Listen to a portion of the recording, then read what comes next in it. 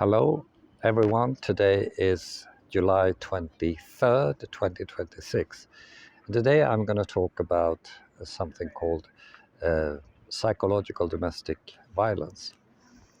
And the reason for that is on July 1st, just a couple of weeks ago, the Swedish government implemented a new law that psychological domestic violence is now criminal.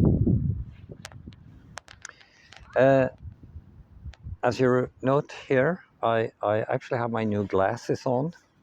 I'm also reside outside of one of the botanical gardens here in Helsingfors. I don't want to show too much, but because there are people around here, and I don't want to videotape anyone. It's just a beautiful place, and there's let's see. I can pause and turn the camera away. So behind me here is like far away here is Töle Bay. So the whole place it's basically in Helsingfors, yet it's in a botanical garden. So as you remember, I'm a research psychologist by training, and I'm specializing in very simplified executive functions and nutrition psychology. But 25 years ago, when I was doing my master's thesis in social psychology, I was assessing how parent relations influenced a number of executive functions. Not all of them, but I think 7 or 8 or something like that. I also supervised a bachelor thesis in law. And the reason for that was that the guy, a friend of mine, he wanted to write something about feminism and women, and as I was taking a break at the Department of Psychology at Uppsala University, I read through Psychology Today, and it was a column about domestic violence. And lo and behold, it referred to 2 studies, an American and one British, which tested domestic violence, gender differences, by using something called the conflict tactics scales. And the conclusion showed no difference between men and women. So yeah, women are equally physical domestic violence. Now I was flabbergasted, he was flabbergasted, because I printed the papers, I gave it to him and said, maybe you can take these studies into account. I mean, it shifted his outlook completely, and it ended up in a review about the topic, domestic violence. Actually, probably one of the best reviews I have ever read on the topic. Now, along the way, we kept cooperating about this for, almost 10 years. And along the way, we stumbled upon something called relational aggressiveness. We had never heard about it, but it turned out that that's equals relational aggressiveness equals psychological domestic violence. I do this because it's so windy. And it turned out that psychological domestic violence is women only. So here's how it goes with domestic violence, based on 3 categories.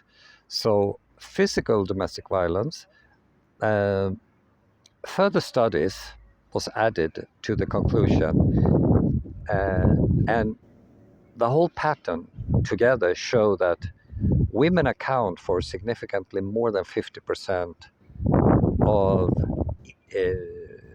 incidents and injuries, and yes, the kind of injuries that force you to visit a hospital. Lethal domestic violence, basically when you die from domestic violence, will equally unlikely, which is 0.000005, affect children, men or women. But Infilicide, that's when parents murder their kids, the typical perpetrator is a mother. Psychological domestic violence, relational aggressiveness, including custodial conflicts, parental alienation, typically female. When it comes to parental alienation, there are some people, some of my colleagues who disagree with me, but I am adamant that all of this is female only, because guys, we don't have no reason to do anything on this. We're less neurotic, we have less mental health issues and stuff like that than women. And I can unpack that if someone wants me to do that. So anyway, was it yesterday, a local tabloid, Västmanlands Läns Tidning, they published a reportage. They had interviewed a lady. I thought her name was Katarina or something like that. And, you know, she looked very vulnerable. She was a young woman. And she testified that she had been a victim of psychological domestic violence, lo and behold. So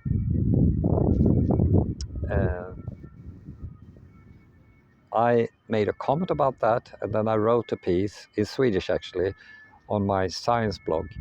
Because when we see a vulnerable woman, we tend to submit to whatever she says. So she could say that pancakes are evil.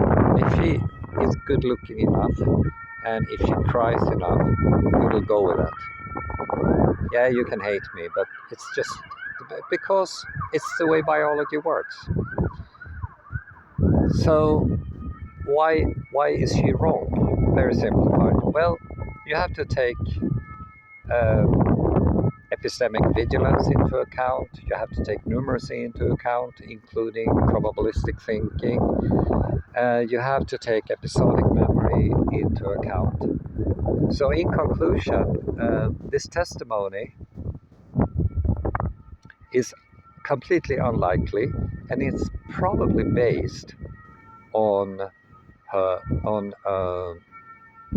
that a creative product in her mind based on episodic memory. Feel free to disagree with me, but if you do, make sure to be thorough in your comment, because it's much easier to comment. Okay, see you next time.